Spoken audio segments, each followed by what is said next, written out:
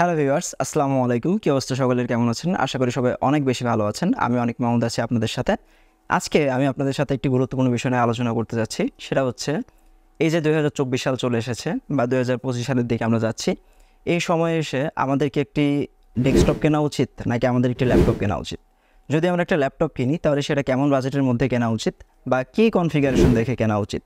বা যদি আমরা একটা ডেস্কটপ বানাতে যাই সেক্ষেত্রে আমাদের কী কী বিষয় মাথায় রাখা উচিত? এই সকল বিষয় নিয়েই আজকের ভিডিওটি সাজানো হবে। আমি আপনাদের এখন তিনটি ল্যাপটপ দেখাবো। তিনটি ল্যাপটপের ভিতরে ফার্স্টে আমার হাতে যে ল্যাপটপটি দেখতে পাচ্ছেন, এই ল্যাপটপটি হচ্ছে HP EliteBook 840 G6 এবং এটা একটু ডিফারেন্ট সাধারণ G6 এর তুলনায়। এবং আপনি এখন আমার হাতে যে ল্যাপটপটি দেখতে পাচ্ছেন এটা হচ্ছে HP EliteBook 840 G6, যেটা হচ্ছে আপনার ক্যাজুয়াল G6 আমরা বলে থাকি বা সাধারণত G6 যেটা হয়ে থাকে। এই দুইটা G6 এর ভিতরে একটু পার্থক্য দেখতে গেলে আপনি যদি দেখতে চান বা আপনি পার্থক্যটা যদি করতে যান, প্রাথমিক অবস্থাতে আপনি দেখতে পারবেন এইটার উপরে একটা বর্ডার দেওয়া আছে, একটা রাউন্ড দেওয়া আছে এবং পরবর্তীতে যেই G6টি এসেছে সেটার কিন্তু এই মাথাতে কোনো রাউন্ড দেওয়া নাই। তো এই দুইটা G6 এর ভিতরে পার্থক্য হচ্ছে আপনি যেটা রাউন্ড দেওয়া আছে এই G6টা দেখলে আপনার কাছে মনে হবে যে এই G6টা হচ্ছে আসলে G5 এবং G6 এর ভিতরে আপনি যদি পিছনের লেখা বা স্টিকার বা কম্পিউটার ওপেন করে যদি আপনি না দেখেন তাহলে এক্স্যাক্টলি বুঝতে পারবেন না কোনটা G5 কোনটা G6। লাস্টলি আর একটা ল্যাপটপ আমার হাতে আছে যেটা হচ্ছে এইটা। এই ল্যাপটপটি হচ্ছে HP EliteBook 840 G4। তো চলুন আমরা একটু জেনে নিই আসলে আমাদের জন্য কোন ল্যাপটপটি ভালো হবে এবং কোন ল্যাপটপটি আমাদের জন্য কেনাটা বেটার হবে। প্রথমেই বলে রাখি এই একটি ল্যাপটপও কিন্তু বাংলাদেশি ল্যাপটপ না বা বাংলাদেশে ব্যবহার করা ল্যাপটপ না। আপনি এটা দেখলেই বুঝতে পারবেন এটা হচ্ছে টোটালি বাইরে থেকে ইম্পোর্ট করা, বাইরে কোনো প্রজেক্টের একটা কাজ। বেসিক্যালি আমার সামনে যে ল্যাপটপগুলো দেখছেন এগুলো দুবাই থেকে আনা বা দুবাই থেকে ইম্পোর্টেড করা। এইটা বোঝার একটা ওয়ে আছে, সেটা হচ্ছে আপনার বাংলাদেশে যে ল্যাপটপগুলো হয় সেটা আসলে এখন 2 ইয়ার্স ওয়ারেন্টি দিয়ে থাকে, কিন্তু আমার হাতে যে ল্যাপটপগুলো দেখছেন এগুলো হচ্ছে আপনার 3 ইয়ার্সের ওয়ারেন্টি কোম্পানি যখন ম্যানুফ্যাকচার করেছিল তখন দিয়েছিল। বাট এই 3 ইয়ার্স ওয়ারেন্টি কিন্তু আপনি পাচ্ছেন না, কারণ এটা হচ্ছে 8 জেনারেশনের একটি ল্যাপটপ। তো HP EliteBook 840 G6 যেটা আমার সবচাইতে ফেভারিট একটি ল্যাপটপ, এটা সম্পর্কে একটু বিস্তারিত বলতে যাই তাহলে সেটা কীরকম হবে। প্রথমেই ল্যাপটপটি দেখতে অনেকটা সুন্দর। এখানে আপডেট HP লোগো ব্যবহার করা হয়েছে। ল্যাপটপের ফ্রন্ট পার্টটা আপনারা দেখতেই পাচ্ছেন। ল্যাপটপের ফ্রন্ট পার্টটা খুবই নিট অ্যান্ড ক্লিন, যেটাকে বলে কোনো রকম স্কেচ নাই, কোনো প্রকারের স্কেচ নাই। দেন আপনারা ল্যাপটপের একেবারে ফ্রন্ট পার্টে পেয়ে যাবেন হচ্ছে দুইটি মাইক্রোফোন পয়েন্ট। দেন আমরা ল্যাপটপটি যদি ওপেন করি তাহলে আমরা কি পাই? ল্যাপটপটি ওপেন করলে সর্বপ্রথম আমাদের সামনে চলে আসবে আমাদের ফ্রন্ট ক্যামেরাটা, যে ফ্রন্ট ক্যামেরাটা আসলে সত্যি খুবই অ্যাট্রাকটিভ করেছে। এবং এই ফ্রন্ট ক্যামেরাটাতে আমি অনেক একটি ভালো দিক দেখতে পাই, সেটা হচ্ছে আমরা চাইলেই এই ফ্রন্ট ক্যামেরাটাকে অন করে রাখতে পারি এবং এই ফ্রন্ট ক্যামেরাটাকে আমরা অফ করে রাখতে পারি। অন এবং অন বলতে আমি জাস্ট ক্যামেরা অন অফের কথা বলছি না, এটা হচ্ছে লেন্সের উপরে যেরকম ক্যাপ থাকে সেরকম একটি ক্যাপের মতো। আপনি জাস্ট যখন ক্যামেরা ইউজ করবেন তখন আপনি ক্যাপটা ওপেন করে নেবেন এবং আপনার যখন ক্যামেরা ইউজ করা সম্পূর্ণ হয়ে যাবে তখন আপনি সিম্পলি ক্যামেরা যেই ক্যাপটি আছে এটাকে ক্লোজ করে দিবেন।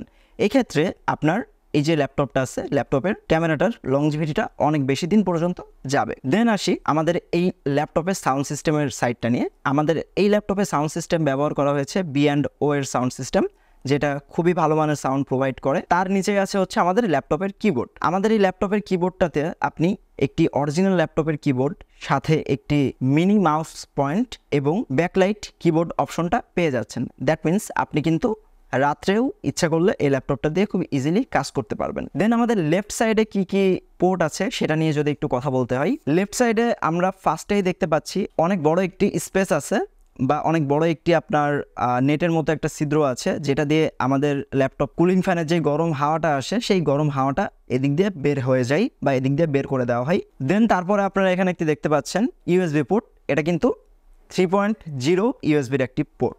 তার উপরেই আমরা খুব সুন্দর করে দেখতে পাচ্ছি আমাদের এই ল্যাপটপটি EliteBook সিরিজের, খুব সুন্দরভাবে EliteBook লেখা আছে। এবং তারপরে আমরা দেখতে পাচ্ছি Intel Core i5 এর একটি প্রসেসর, V-Pro 8 জেনের প্রসেসর হচ্ছে এটি। তার পাশে আপনি একটি ফিঙ্গারপ্রিন্ট সেন্সর দেখতে পারবেন। দ্যাট মিনস আপনি চাইলে এই ল্যাপটপটি ফিঙ্গারপ্রিন্ট দিয়ে লক করে রাখতে পারেন এবং আপনার ফিঙ্গারপ্রিন্ট ছাড়া কখনোই এই ল্যাপটপটি ওপেন করা পসিবল হবে না। এখন আমি যদি আমাদের ল্যাপটপের রাইট সাইড কর্নারে চলে আসি তাহলে আমরা ফার্স্টেই পেয়ে যাচ্ছি একটি চার্জিং পোর্ট, যে চার্জিং পোর্টটি দিয়ে আমরা ল্যাপটপটা চার্জ করতে পারবো।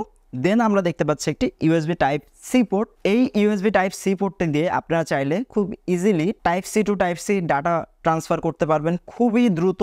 এবং আপনি যদি মনে করেন যে ইউএসবি টাইপ সি চার্জার দিয়ে আপনার ল্যাপটপটি চার্জ করবেন, সেটাও আপনি চাইলে করতে পারেন। তার পরবর্তীতে একটি পোর্ট আছে, এই পোর্টটা হচ্ছে আপনি যদি এক্সটার্নাল কোনো ডিসপ্লে ইউজ করতে চান সেই ক্ষেত্রে আপনি এটা করতে পারেন। এবং তারপরে যে পোর্টটি আছে সেটা হচ্ছে একটি ল্যান পোর্ট। দ্যাট মিনস আপনি যদি আপনার রাউটার থেকে সরাসরি ল্যানের মাধ্যমে এখানে ইন্টারনেট কানেকশন দিতে চান তাও দিতে পারেন। আবার আপনি যদি LAN port to LAN port দিয়ে আপনার ল্যাপটপের ডাটা ট্রান্সফার করতে চান সেটাও করতে পারবেন।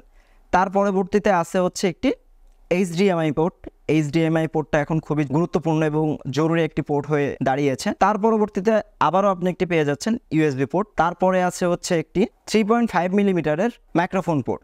ফাইনালি সবচাইতে মজাদার একটি পোর্ট আছে বা সবচাইতে মজার একটি পোর্ট আছে, সেটা হচ্ছে সিম কার্ড পোর্ট। আপনি চাইলে ডিরেক্টলি এখানে সিম কার্ড ইম্পোর্ট করতে পারেন এবং এই সিম কার্ডটার মাধ্যমে আপনি চাইলে সরাসরি কথা বলতে পারেন, অথবা সরাসরি আপনি মোবাইল ডাটা আমরা যেটা বলে থাকি বা আমরা যে মোবাইল ইন্টারনেট প্যাকেজ কিনে থাকি সেটা দিয়ে আপনি সরাসরি ল্যাপটপের ইন্টারনেট ব্রাউজ করতে পারবেন। এখানে কিন্তু কল রিসিভ করার জন্য কিবোর্ডে দুইটা ইন্টারেস্টিং বাটন আছে, একটি হচ্ছে কল রিসিভ করার জন্য, একটি হচ্ছে কল কেটে দেওয়ার জন্য। তো সব মিলিয়ে যদি বলতে হয় তাহলে এই ল্যাপটপটি হচ্ছে এখন আমার কাছে সবচাইতে পছন্দের একটি ল্যাপটপ। এবং এই ল্যাপটপটি আপনি যদি একটু দেখে শুনে নিতে পারেন তাহলে অনায়াসে আগামী 5 বছর থেকে শুরু করে আগামী 6-7 বছর আপনি খুব ইজিলি স্মুথলি ইউজ করতে পারবেন, কোনো রকম সমস্যা হবে না। আমি কেন এই কথাটা বলছি, কারণ আমি নিজেও এইচপি এলিটবুক 840G5 সিরিজের যে ল্যাপটপটি ছিল সেই ল্যাপটপটি আমি দীর্ঘ প্রায় 3 বছরের কাছাকাছি আমি ইউজ করছি এবং এখন পর্যন্ত খুব স্মুথলি ইউজ হচ্ছে, কোনো প্রকারের কোনো রকম ঝামেলা ছাড়া। এবং একেবারে লাস্টে যে পার্টটা আছে এই পার্টটা আপনি যখন দেখবেন এখানে আপনি বুঝতে পারবেন যে আপনার ল্যাপটপটা কোন দেশের থেকে অ্যাসেম্বল করা হয়েছে এবং কোন দেশ থেকে পার্টস আনা হয়েছে,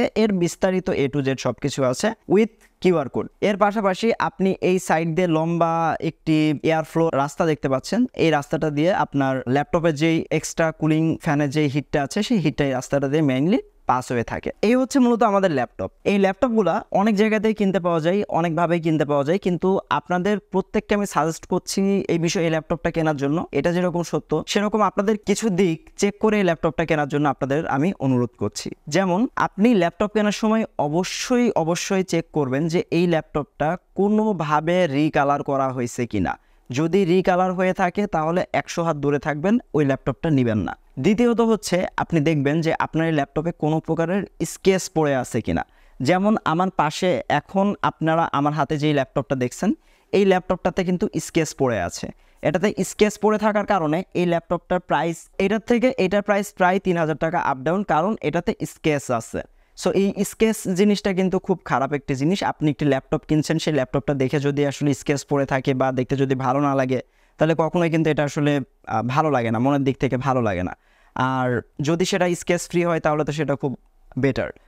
আর আরেকটা বিষয় আপনারা খেয়াল রাখবেন, বারবার করে খেয়াল রাখবেন যে আপনার ল্যাপটপটি খোলা হয়েছিল কিনা। আপনার ল্যাপটপটি খোলা হয়েছিল কি খোলা হয়েছিল না এটা বোঝার একটা খুব সহজ ওয়ে হচ্ছে আপনার ল্যাপটপের যেই স্ক্রুগুলো আছে, ল্যাপটপ যেই স্ক্রুগুলো দিয়ে টাইট করা আছে সেই স্ক্রুগুলোকে একটু মনোযোগ দিয়ে দেখবেন, সেই স্ক্রুগুলোকে একটু ভালোভাবে চেক করবেন। যদি আপনারা সেই স্ক্রুগুলো ভালোভাবে চেক করতে পারেন, ভালোভাবে যদি দেখতে পারেন ল্যাপটপের স্ক্রুগুলোর যে ঘাট আছে সেই ঘাটগুলো যদি আপনার কোনো রকম কেটে যাওয়া না থাকে, বা একটা ল্যাপটপ খুললেই কিন্তু আসলে বোঝা যায় যে এই ল্যাপটপটা খোলা হয়েছিল। স্ক্রুগুলো দেখলে কিন্তু মেইনলি বোঝা যায় যে এই ল্যাপটপটা খোলা হয়েছিল কি খোলা হয় নাই। ওভারঅল এই বিষয়গুলো দেখে আপনারা যদি ল্যাপটপ কিনে থাকেন তাহলে কিন্তু আপনারা ঠকবেন না। এর বাইরে আর একটা পয়েন্ট আছে যেই পয়েন্টটার জন্য ল্যাপটপের দামটা অনেকটা বেশি কম এবং অনেকটা বেশি হয়ে থাকে। সেটা কি? সেটা হচ্ছে ল্যাপটপের চার্জার। আমার হাতে আপনারা এখন দুইটা চার্জার দেখতে পাচ্ছেন, এই যে দুইটা চার্জার। এটা কিন্তু সাইজে অনেকটা বড় কিন্তু আপনার চিকন, আর এটা সাইজে অনেকটা ছোট কিন্তু চড়াতে একটু বড়। আর আমি যদি ওয়েটের দিক থেকে বলি তাহলে এই চার্জারটার ওয়েটটা অনেক বেশি এবং এটা হচ্ছে অরিজিনাল চার্জার যেটা বলা হয়ে থাকে, এটা কিন্তু সেই অরিজিনাল চার্জার। আপনি যদি এই চার্জারটা না নিয়ে যদি এই চার্জারটা নেন তাহলে কিন্তু আপনার ল্যাপটপের দাম অলরেডি প্রায় 1500-2000 টাকা কমে যায়। কারণ এই চার্জারটার দাম হচ্ছে 500 টাকা আর এই চার্জারটার দাম প্রায় 2000 থেকে 2500 টাকা। সো এটাও কিন্তু ভ্যারি করে যে আপনি কোন চার্জারটা নিচ্ছেন এবং কি দেখে আপনি চার্জারটা নিচ্ছেন। আপনার ল্যাপটপের সাথে আপনি যদি সঠিকভাবে চার্জারটা মিলিয়ে না নিতে পারেন সেই ক্ষেত্রে কি সমস্যা হবে? সেক্ষেত্রে সমস্যা হবে আপনার ল্যাপটপে হয়তো বা প্রপার ওয়েতে পাওয়ারটা জেনারেট করতে পারবে না বা এই পাওয়ারটা ইনপুট দিতে পারবে না।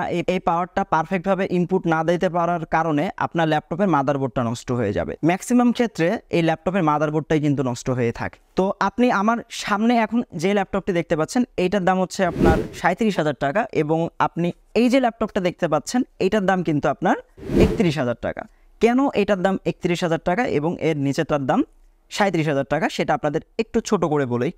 এই ল্যাপটপটাতে অনেকগুলো স্কেচ আছে প্রথমত। দ্বিতীয়ত এই ল্যাপটপটার সাথে যেই চার্জারটা দেওয়া হয়েছে সেটা কিন্তু কখনোই অরিজিনাল চার্জার না, সেটা মার্কেটে থেকে আপনার যেই চার্জারগুলো 500 টাকা দিয়ে কেনা হয় এই চার্জার দেওয়া হয়েছে। এবং এই যে ল্যাপটপটা আছে এটা কিন্তু খোলা হয়েছিল, এই খোলা যে হয়েছিল এই জিনিসটাও কিন্তু আপনার একটা ব্যাড পয়েন্ট, এই জন্য কিন্তু এটার ক্যাজুয়ালি দাম কম।